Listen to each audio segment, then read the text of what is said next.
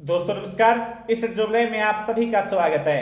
Rajasthan police constable भर्ती परीक्षा 2022 के लिए आज के इस वीडियो में महिलाओं एवं बच्चों के विरुद्ध अपराध यानी पार्ट सी के टॉप मोस्ट इंपोर्टेंट क्वेश्चन देखने वाले हैं। तो दोस्तों ये क्वेश्चन आपके एग्जाम के लिहाज से इस बार काफी ज्यादा इंपॉर्टेंट है, इसलिए एक एक क्वेश्चन को बिल्कुल अच्छे से देखना।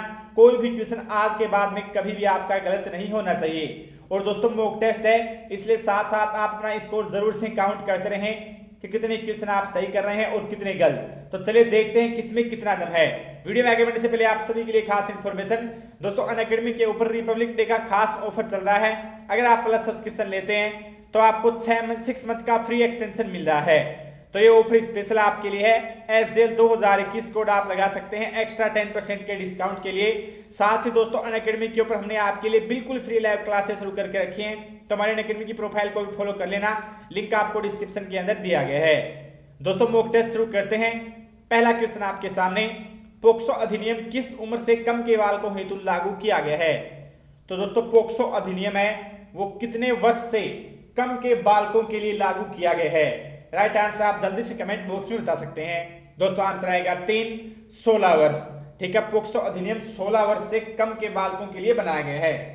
अगला क्वेश्चन, पुलिस द्वारा बालकों के संबंधित लैंगिक अपराध के मामलों को चाइल्ड वेलफेयर कमेटी के समक्ष कितने समय में लाया जाता है? ठीक है, तो राइट आंसर दोस्तों इसका जल्दी से आप बता सकते हैं। आंसर आएगा 24 घंटे के अंदर अंदर। ठीक है, अगला क्वेश्चन, संविधान में कौन सा अनुच्छेद बालकों हेतु विशेष उपबंध करता है?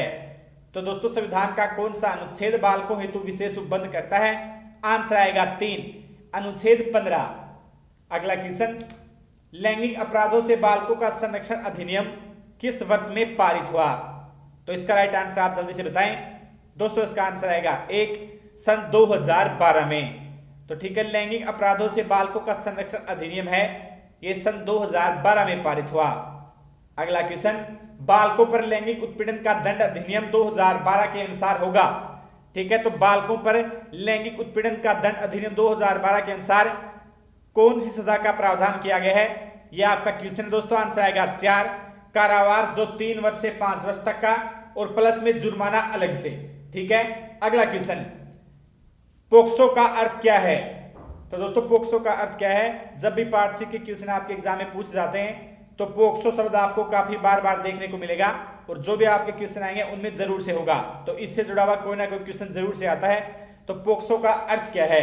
ठीक है, तो दोस्तों इसका राइट आंसर आप बता सकते हैं। आंसर आएगा इसका 2, लैंगिक अपराधों से बालकों का संरक्षण अधिनियम। अगला क्वेश्चन, पोक्सो अधिनियम 2012 किस दिन से अस्तित्व में आया? तो पोक्सो अधिनियम 2012 किस दिन से अस्तित्व में आया, अर्थात इसे कब लागू किया गया? तो राइट आंसर इसका आएगा 2, 14/11/2012 को, यानी 14 नवंबर 2012 को। ठीक है, अगला क्वेश्चन, पोक्सो अधिनियम में सम्मिलित है तो केवल लड़के, केवल लड़कियां, लड़के और लड़कियां दोनों, या सभी जेंडर के बालक? तो पोक्सो अधिनियम में कौन सम्मिलित है? राइट आंसर आएगा 4, सभी जेंडर के बालक। ठीक है, अगला क्वेश्चन, पोक्सो अधिनियम के कार्यान्वयन के लिए निम्नलिखित में से कौन सा निकाय उत्तरदायी है? तो पोक्सो अधिनियम के कार्यान्वयन के लिए कौन सा निकाय उत्तरदायी है, यानी ये जिम्मेदारी सबसे पहले किसकी है? तो आंसर आएगा 2, बाल अधिकारों के संरक्षण के लिए राज्य आयोग। अगला क्वेश्चन, पोक्सो अधिनियम 2012 भारत में कहां लागू नहीं है? तो पोक्सो अधिनियम कहां लागू नहीं है? दोस्तों आंसर आएगा इसका 4, ये संपूर्ण भारत में लागू है। ठीक है दोस्तों, ऐसा क्वेश्चन एग्जाम में आता है तो ये कंफ्यूज करने के लिए पूछा जाता है। अब कई विद्यार्थी जिन्होंने पहले क्वेश्चन को नहीं पढ़ा होगा वो इसमें दिमाग लगाएंगे कि अगर क्वेश्चन पूछा गया है तो जरूर कोई किसी ना किसी राज्य में लागू नहीं होगा। ठीक है, लेकिन दोस्तों पोक्सो अधिनियम 2012 हर राज्य के अंदर यानी संपूर्ण भारत में लागू है। ठीक है, अगला क्वेश्चन, पोक्सो के अनुसार यदि अपराध किसी बच्चे ने किया है तो उस पर मामला कौन से न्यायालय में चलाया जाएगा? ठीक है, तो इसका राइट आंसर क्या आएगा?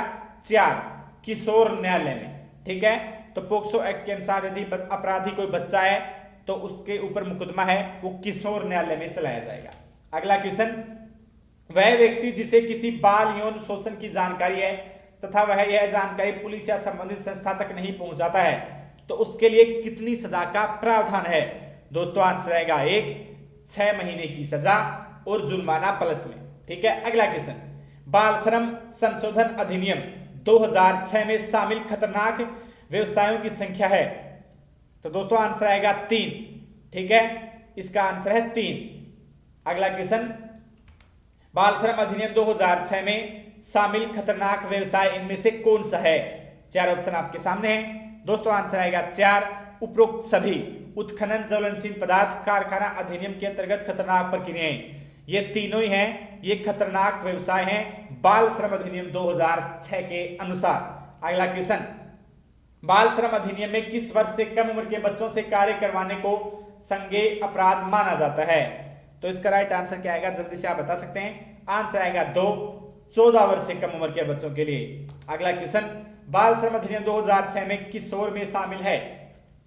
तो दोस्तों बाल श्रम अधिनियम 2016 में, ठीक है, किशोर में शामिल कौन है? तो इसका राइट आंसर क्या आएगा, 4, 14 से 18 वर्ष के बच्चे। ठीक है, बाल श्रम अधिनियम 2016 के अनुसार किशोर हैं 14 से 18 वर्ष के बच्चे।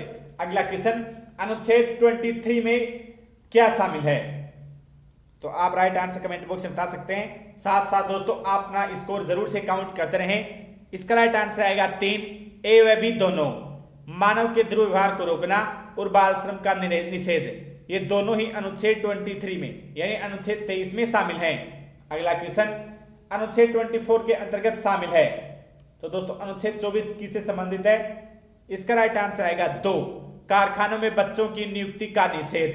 ठीक है, अगला क्वेश्चन, बाल विवाह निषेध अधिनियम 2006 को यह भी कहा जाता है? ठीक है, तो बाल विवाह निषेध अधिनियम 2006 का दूसरा नाम क्या है?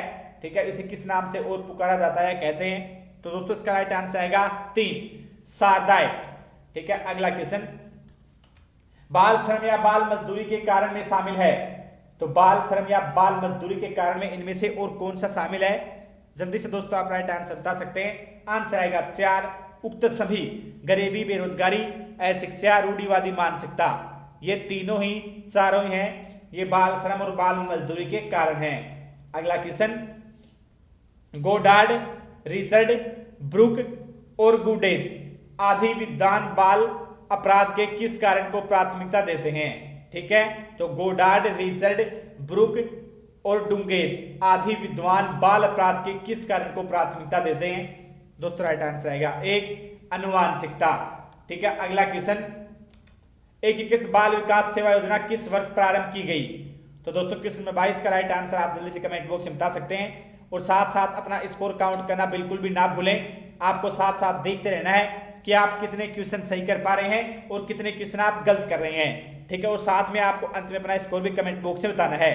तो दोस्तों इस क्वेश्चन का राइट आंसर आप जल्दी से बता सकते हैं। आंसर आएगा 2, 1975 में एकीकृत बाल विकास योजना है, सेवा योजना है, 1975 में लागू की गई। अगला क्वेश्चन, समग्र बाल सुरक्षा योजना कब प्रारंभ की गई? तो जल्दी से आप बता सकते हैं, समग्र बाल सुरक्षा योजना कब प्रारंभ की गई? ठीक है, आंसर आएगा 3, 2009-10 में। अगला क्वेश्चन, भारतीय बाल मजदूर औसतन कितने घंटे काम करते हैं? तो भारतीय बाल मजदूर हैं, ये औसतन कितने घंटे काम करते हैं? आंसर आएगा इसका 12। ठीक है, इसका आंसर है 3, 12 घंटे। भारतीय बाल मजदूर औसतन 12 घंटे काम करते हैं। अगला क्वेश्चन, भारतीय जनगणना द्वारा निश्चित की गई बाल श्रम की न्यूनतम आयु सीमा कितनी है? तो जल्दी से आप राइट आंसर बता सकते हैं। दोस्तों इसका आंसर आएगा 14 वर्ष 1। ठीक है, 14 वर्ष आयु सीमा तय की गई है बाल श्रम के लिए, यानी जो 14 वर्ष से कम उम्र का है जो काम कर रहा है वो बाल श्रम में आएगा। अगला क्वेश्चन, संविधान को कौन सा अनुच्छेद 14 वर्ष से कम आयु के बच्चों को कारखानों में नियोजन पर निषेध लगाता है?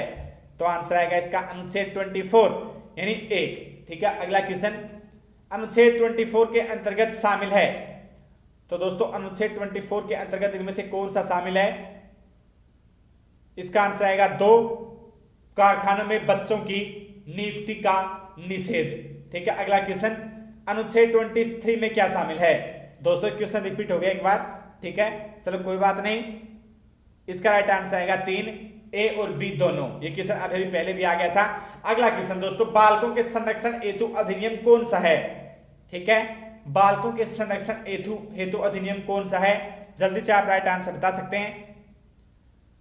तो दोस्तों इसका राइट आंसर आएगा 4, 1, 2 व 3 तीनों, किशोर न्याय अधिनियम, बाल अधिकार संरक्षण आयोग अधिनियम और यौन अपराधों से बालकों का संरक्षण अधिनियम, ये तीनों ही बालकों के संरक्षण से जुड़े हुए हैं। अगला क्वेश्चन, पोस्को अधिनियम के किस भाग के लिए कानून प्रवर्तन अधिकारियों को बाल यौन शोषण के मामले की अनिवार्य रिपोर्टिंग की आवश्यकता है?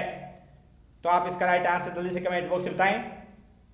दोस्तों राइट आंसर आएगा इसका एक, सेक्शन 21(1). ठीक है। अगला क्वेश्चन, किशोर न्याय अधिनियम 2015 के अंतर्गत विशेष किशोर पुलिस यूनिट बनाई गई है जिसमें पुलिस अधिकारियों को क्या नाम दिया गया है? तो इसका राइट आंसर आप बता सकते हैं। आंसर आएगा 2, बाल कल्याण अधिकारी। ठीक है, इसमें जो पुलिस अधिकारी हैं उनको बाल कल्याण अधिकारी कहा जाता है, अलग से नाम दिया गया है। ठीक है। अगला क्वेश्चन, कैलाश सत्यार्थी नोबेल शांति पुरस्कार विजेता हैं जिनके संगठन और आंदोलन का क्या नाम है? ठीक है, तो दोस्तों कैलाश सत्यार्थी जो जिनको नोबेल पुरस्कार मिला शांति के क्षेत्र में विशिष्ट योगदान के लिए, उनके संगठन का नाम क्या है? ठीक है, जल्दी से आप राइट आंसर बता सकते हैं। आंसर आएगा 4 उपरोक्त सभी। ये जो तीनों ही आप नाम देख रहे हैं ये इनके संगठन या आंदोलन है। अगला क्वेश्चन, 2001 की जनगणना और 2011 की जनगणना के मध्य बाल श्रमिकों की संख्या में कितने प्रतिशत की कमी आई है? तो राइट आंसर आएगा इसका 65%, 4। ठीक है, 2001 और 2011 की जनगणनाओं में बाल श्रम के मामलों में 65% की कमी देखी गई है। अगला क्वेश्चन, बाल श्रम संशोधन अधिनियम 2016 के तहत बच्चा कहलाएगा। ठीक है, इसका राइट आंसर आएगा दोस्तों 2, 19 वर्ष की आयु से कम, जिसकी आयु 19 वर्ष से कम है वो बच्चा कहलाएगा। तो दोस्तों अब आप अपना स्कोर कमेंट बॉक्स में जरूर से बता दीजिए कि कितने क्वेश्चन आपने सही किए और कितने क्वेश्चन गलत किए। ईमानदारी से आपको अपना स्कोर कमेंट बॉक्स में बताना है। अगर दोस्तों आपका स्कोर यहाँ पे 25 से अधिक है, अगर आप 25 से अधिक क्वेश्चन सही किए हैं, इसका मतलब आपकी तैयारी काफी अच्छी है और आप ऐसे ही मेहनत करते रहें, आपका सिलेक्शन कंफर्म से हो जाएगा। ठीक है। और दोस्तों अगर आपका स्कोर कम भी है तो टेंशन की बात नहीं है, आज के बाद में आप इन क्वेश्चंस को कभी गलत मत करना और यही इस मॉक टेस्ट का असली उद्देश्य है। तो दोस्तों इस मॉक टेस्ट में इतना ही। पहली बार चैनल को सब्सक्राइब करके बेल नोटिफिकेशन को जरूर से कर देना। अगर आपको मॉक टेस्ट अच्छा लगा है तो लाइक और शेयर भी जरूर से करना। Thank you. जय हिंद, वंदे मातरम। दोस्तों अनअकैडमी के ऊपर रिपब्लिक डे का स्पेशल ऑफर चल रहा है, इसका फायदा उठाना बिल्कुल भी ना भूलें। 6 मंथ का फ्री एक्सटेंशन आपको मिल रहा है अगर आप प्लस सब्सक्रिप्शन लेते हैं। तो ऑफर 27 जनवरी तक है, जल्दी जाके आप इसका फायदा उठा सकते हैं।